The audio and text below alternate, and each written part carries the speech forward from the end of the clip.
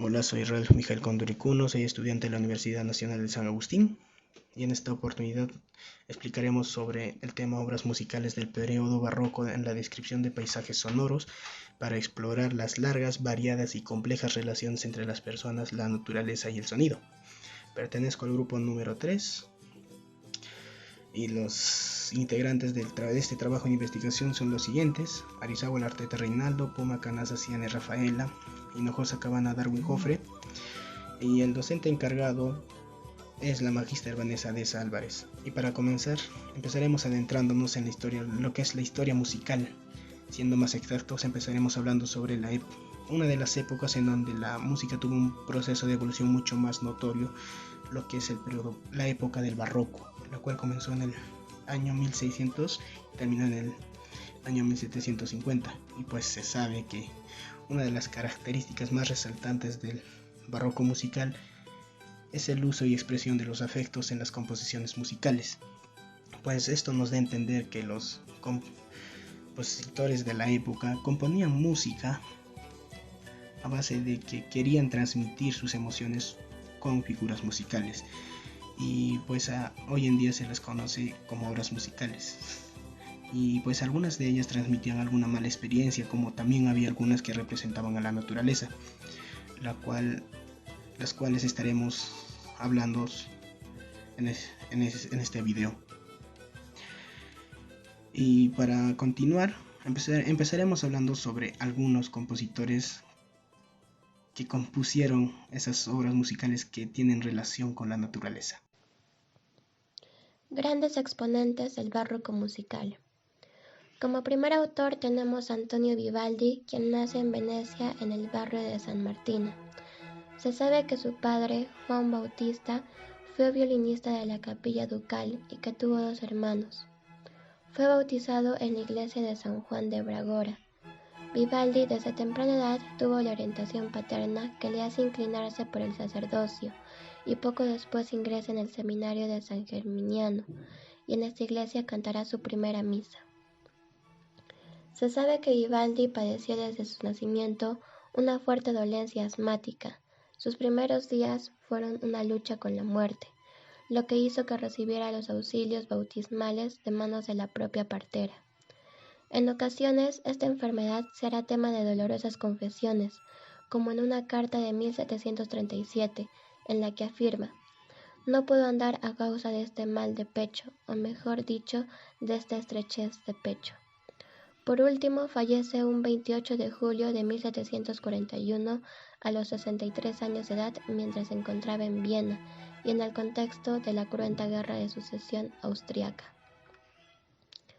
Como segundo autor tenemos a Johann Sebastian Bach, quien nació en Eisenach en una familia que varios años se dedicó a la música y la cual hizo 53 músicos reconocidos.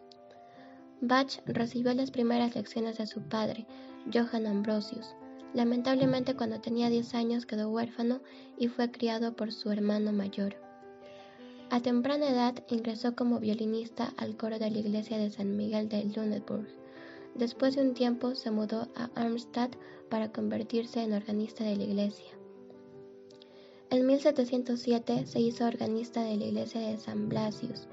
A Bach no solo se le conoce por su destreza en el órgano, sino también por las múltiples obras que compuso: 180 corales para 2 voces, 2 oratorios, 2 pasiones, 6 motetes, una misa en si menor, 200 cantatas, 145 corales para órgano y mucho más. Bach fue un fiel creyente en Dios, y esto se nota en las piezas que compuso, ya que ciertos hombres lograron sentir la presencia de éste en sus obras. Como tercer autor tenemos a Georg Friedrich Händel, considerado como uno de los músicos más influyentes de la época. Nació el 23 de febrero de 1685 en la ciudad de Halle, Brandeburgo. Händel tuvo que pasar por muchos obstáculos, y uno de esos fue su padre, el cual prefería verlo con los dedos mutilados. ¿Por qué? Pues porque según él, la música era solo para holgazanes y solo servía para entretener a los tontos.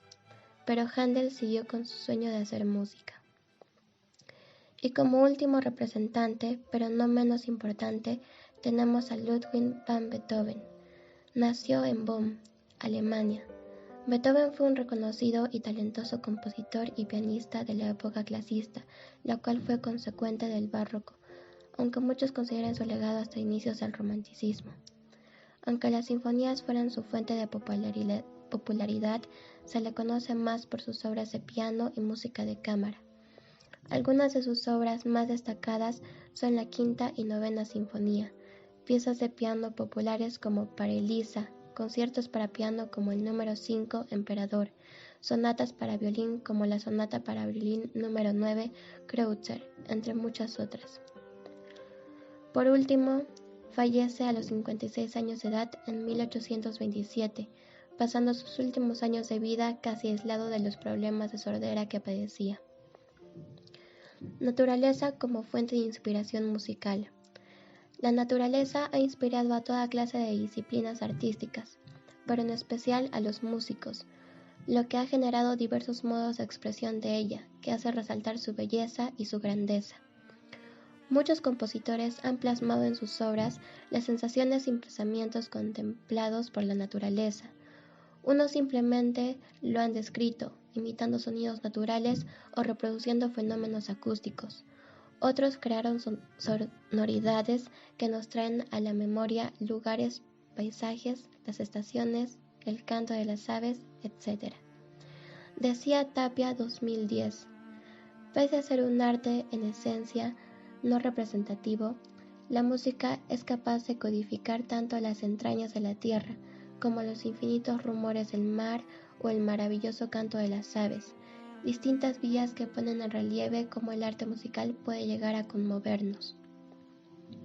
Bajo esta premisa hubieron diferentes autores capaces de plasmar estas expresiones, como Vivaldi con las 4 estaciones o Händel con su famosa música acuática. Y aunque en la época de estas composiciones no se daba un pensamiento de conservación natural muy frecuente, la música podría servir también como medio de concientización y valoración de nuestro medio natural, pues sin ella no tendríamos estas grandes obras para disfrutar y admirar.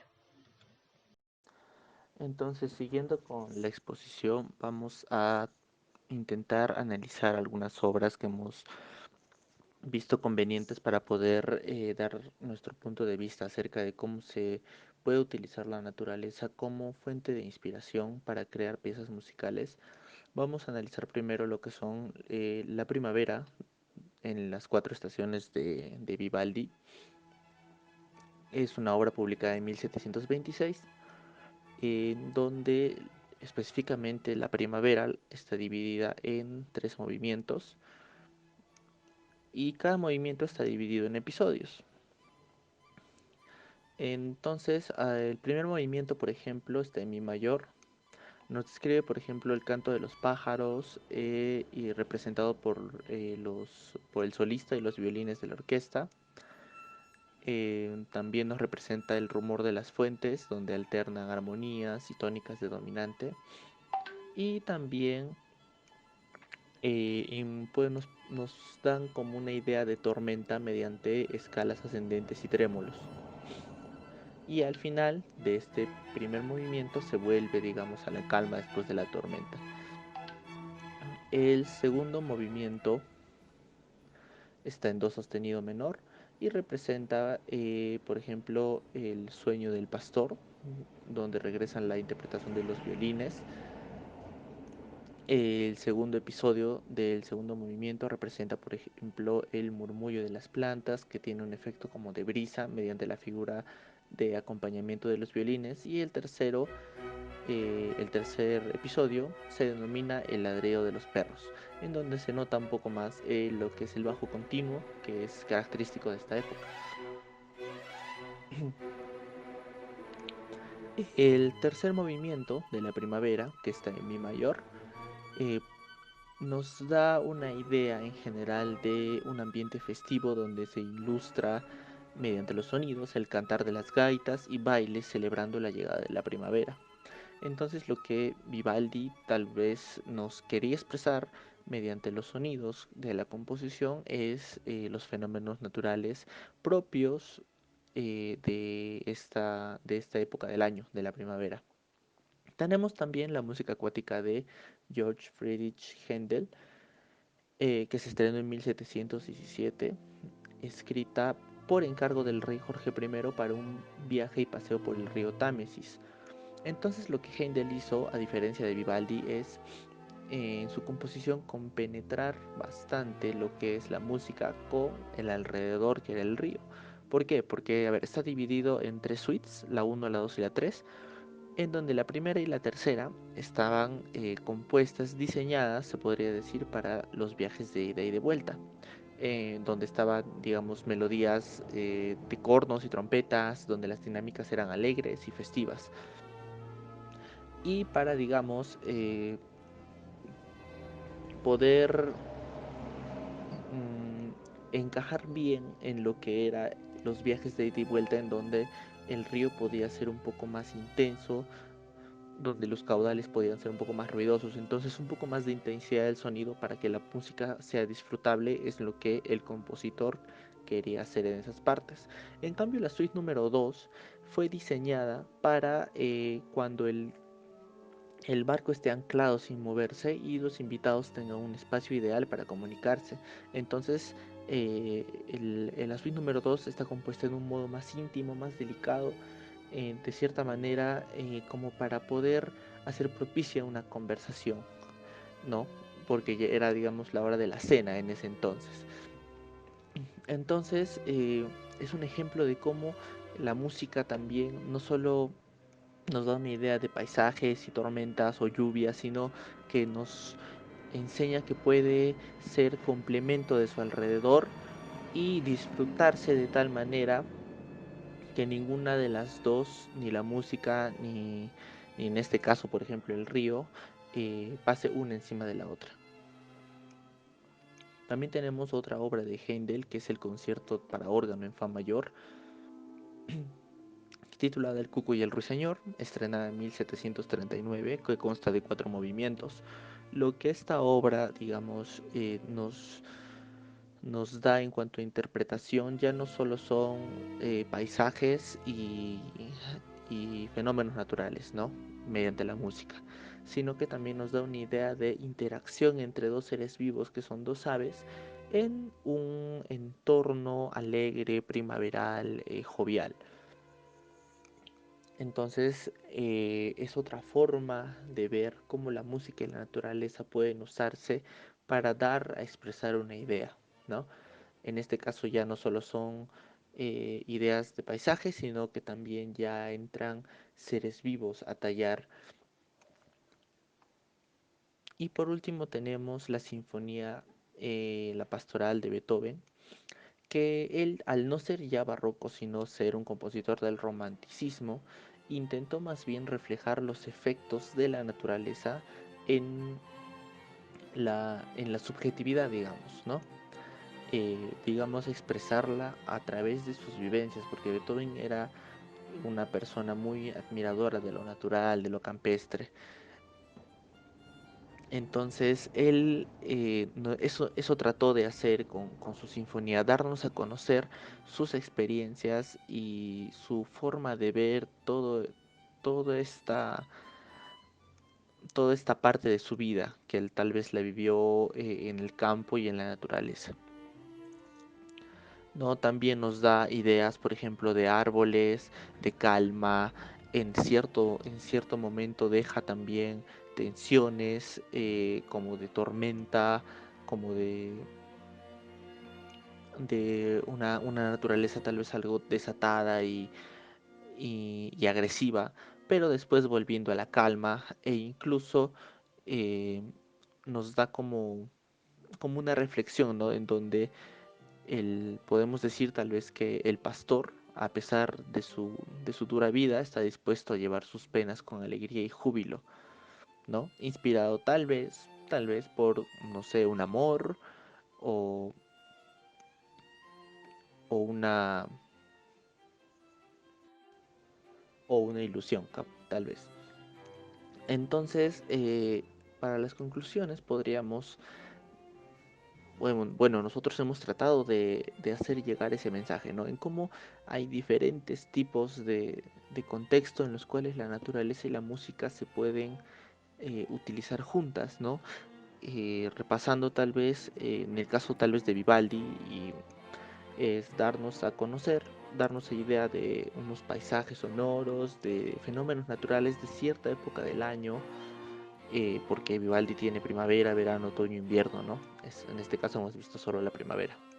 En el caso de Bach, por ejemplo, de la acuática, es ver cómo los sonidos y la naturaleza se complementan y juntas hacen del paseo, en este caso en el río, algo disfrutable. En este caso, las dos se llevan en armonía, la música y, digamos, los ruidos propios de la naturaleza. Y también en la otra obra de Händel podemos ver cómo ya no solo nos dan ideas de paisajes, sino también de seres vivos que interactúan entre sí dentro de un alrededor. Eh, Eso sería el mensaje que nosotros hemos querido dar a conocer en el trabajo.